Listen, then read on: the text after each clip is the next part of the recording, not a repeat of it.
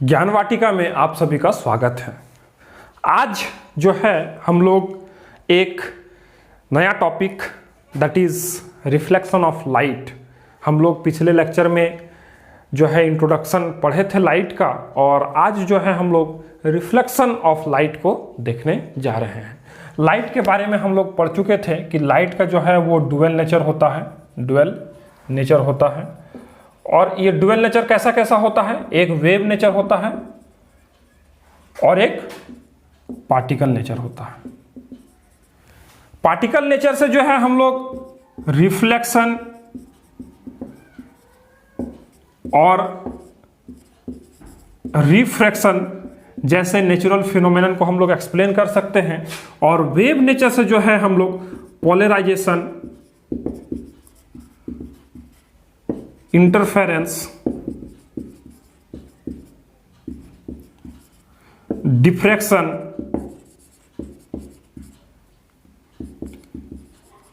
इन जैसे natural phenomenon को हम लोग एक्सप्लेन कर सकते हैं। ये पिछले लेक्चर में हम लोग पढ़ चुके हैं।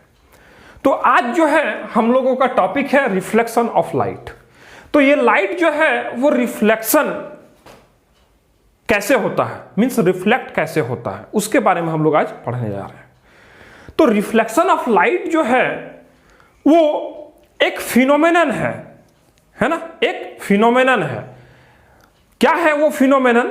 Bouncing back of light. Bouncing back of light कहने का मतलब है जिस तरह से अगर हम लोग एक टेनिस बॉल को ले और दीवार में ठप्पा लगाएं, है ना, दीवार में उसको पटके और फिर वो किस तरह से वापस आता है हमारी ओर, उसी तरह लाइट जो है अगर किसी डायरेक्शन से आया तो एक रिजिड सपोर्ट में टकराने के बाद, रिजिड सरफेस में टकराने के बाद फिर से वो वापस आता है। इसी फिनोमेनन को हम लोग रिफ्लेक्शन ऑफ लाइट कहते हैं। This phenomenon is called reflection of light. तो हम लोग रिफ्लेक्शन ऑफ लाइट को डिफाइन कर सकते हैं इजीली, है ना। उसको हम लोग लिख सकते हैं कि the bouncing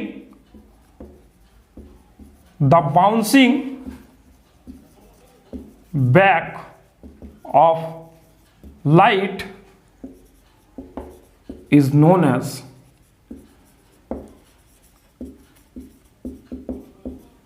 reflection of light, है ना। the bouncing back of light is known as reflection of light। Bouncing back कहने का मतलब है कि हम इस ओर से लाइट को इंसिडेंट किए, इस जो है सरफेस से टकराया और वापस फिर इसी मीडियम में जो है लाइट आ गया। इसी फिनोमेनन को हम लोग जो है रिफ्लेक्शन ऑफ लाइट के नाम से जानते हैं। अब ये रिफ्लेक्शन जो है वो कैसे होता है, किस तरह का सरफेस में होता है? तो जैसे कि हम लोग एक मान लीजिए कि हमारे घर में एक कुर्सी है, वो रखा हुआ है। तो कुर्सी जो है वो उसका सरफेस जो है रफ सरफेस है ना, रफ सरफेस है। तो उसमें जो रिफ्लेक्शन होगा वो रेगुलर रिफ्लेक्शन नहीं होगा, है ना। रेगुलर कहने का मतलब है कि उसका जो रिफ्लेक्शन होगा वो वन डायरेक्शन में नहीं होगा। उसमें जो लाइट रेज पड़ेगा वो इधर उधर रैंडमली कोई डायरेक्शन में चला जाएगा। इसीलिए चेयर हमको अगर कहीं रखा हुआ है तो वो हर डायरेक्शन को से वो आसानी से हम लोग देख सकते हैं। लेकिन अगर किसी रूम में या हमारे घर में कहीं एक मिरर रखा हुआ है तो वो एक वन डायरेक्शनल में रिफ्लेक्शन करता है, एक ही डायरेक्शन में वो रिफ्लेक्ट करेगा। किसी एक मिरर के सामने अगर हम खड़े हैं तो वो मेरे इमेज को दिखा सकता है ना। तो वो वन डायरेक्शन में दिखाएगा, हर डायरेक्शन में नहीं दिखा सकता आपको, है ना। तो उसका जो रिफ्लेक्शन है वो वन डायरेक्शन में हो रहा है। लेकिन एक चेयर का जो रिफ्लेक्शन है लाइट का वो हर डायरेक्शन में हो रहा है, इसलिए वो हर डायरेक्शन से नजर आ रहा है, ठीक है। तो हम लोगों का जो मिरर होता है वो आखिर क्या होता है उसमें, जिसके कारण वो रिफ्लेक्ट करता है इतनी अच्छे से हम लोगों को जो है हम लोगों का इमेज बना देता है, वो क्या होता है? तो मिरर का सबसे पहले रिप्रेजेंटेशन कैसा होता है वो देखते हैं। ये स्ट्रेट लाइन है एक इस तरह का। ये सोच लीजिए कि एक कोई ग्लास है, ग्लास का स्लैब है ना, ग्लास का कोई सीट है, कुछ इस तरह का ये स्ट्रेट लाइन हम लोग कंसीडर किए। अब इसके पीछे या इधर से, है ना, दोनों साइड में किसी एक साइड को हम कंसीडर कर सकते हैं, है ना।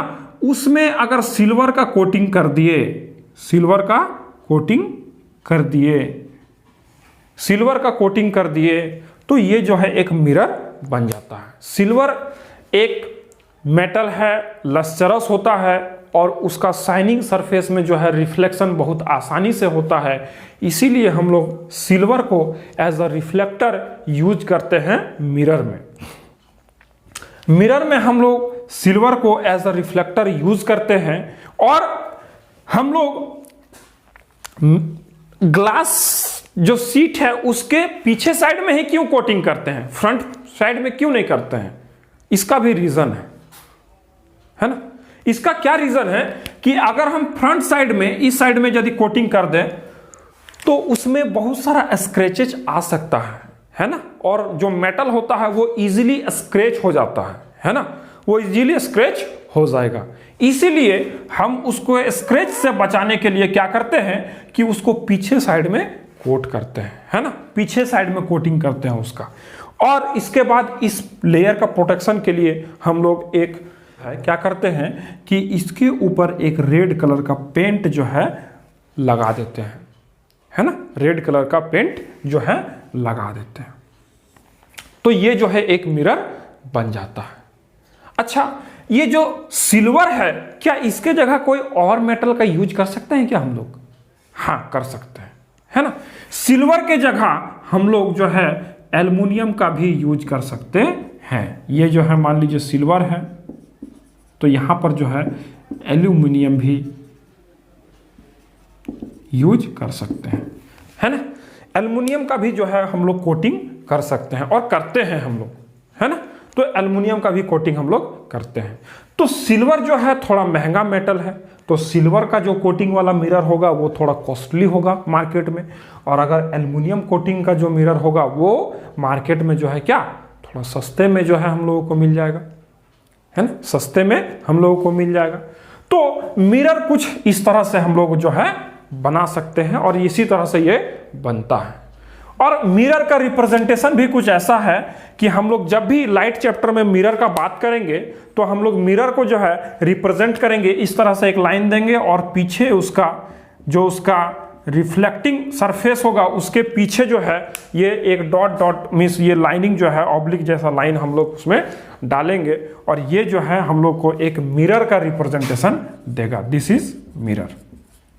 ये मिरर का जो है रिप्रेजेंटेशन होगा हम लोगों के लाइट चैप्टर में, ठीक है। तो अब जो है ये मिरर का रिप्रेजेंटेशन हो गया, ये मिरर का रिप्रेजेंटेशन हो गया। तो अब इसमें जो है ये दो सरफेस है ना, एक फ्रंट सरफेस और एक बैक सरफेस, है ना। तो दिस सरफेस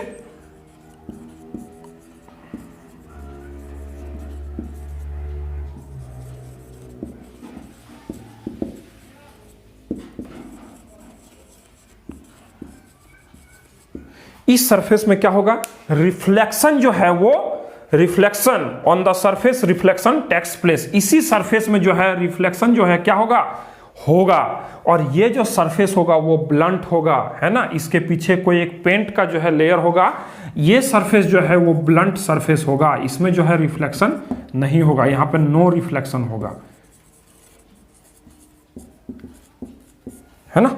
वहां पर हम लोग रिफ्लेक्शन को कंसीडर नहीं करेंगे। और ये जो फ्रंट सरफेस है ना, जो कोटिंग का पहले वाला जो फ्रंट वाला हिस्सा है उसको हम लोग रिफ्लेक्टिंग सरफेस और सरफेस ऑफ रिफ्लेक्शन भी बोलते हैं, ठीक है। तो ये सब सारा कॉन्सेप्ट जो है हम लोग आगे जो है इस चैप्टर में यूज करेंगे। और आज जो है हम लोग पढ़ें कि रिफ्लेक्शन ऑफ लाइट क्या होता है और रिफ्लेक्शन ऑफ लाइट कैसे होता है ना। और हम लोग एक मिरर को भी समझे जो कि हम लोग का घर में साधारणतः यूज होता है, जनरली हर एक घर में मिरर का यूज है और हम लोग अपने डे टू डे लाइफ में मिरर का यूज करते हैं। तो इस चैप्टर में हम लोग अभी जैसे जैसे आगे बढ़ेंगे डिफरेंट टाइप्स ऑफ मिरर्स भी पढ़ने वाले हैं, है ना। अलग अलग मिरर है, अलग अलग उसका एप्लीकेशन है, तो वो सारे चीज के बारे में हम लोग पढ़ने वाले हैं, है ना। तो ये सिंपल जो है हम लोग रिफ्लेक्शन ऑफ लाइट को समझने के लिए ये लेक्चर था और उसको हम लोग समझ लिए। अब नेक्स्ट लेक्चर जो होगा वो हमारा होगा कि ये जो रिफ्लेक्शन होगा इसका क्या नियम होगा, क्या कानून होगा, किस बेसिस पे ये जो है रिफ्लेक्शन होगा, किस तरह से होगा, है ना, वो सारा चीज को हम लोग देखेंगे, है ना। मींस उसको हम लोग पढ़ेंगे क्या, लॉज ऑफ रिफ्लेक्शन के नाम से, लॉज ऑफ रिफ्लेक्शन के नाम से। ठीक है, तो आज का लेक्चर में बस इतना ही। मिलते हैं फिर अगले लेक्चर के साथ, तब तक के लिए गुड बाय, टेक केयर।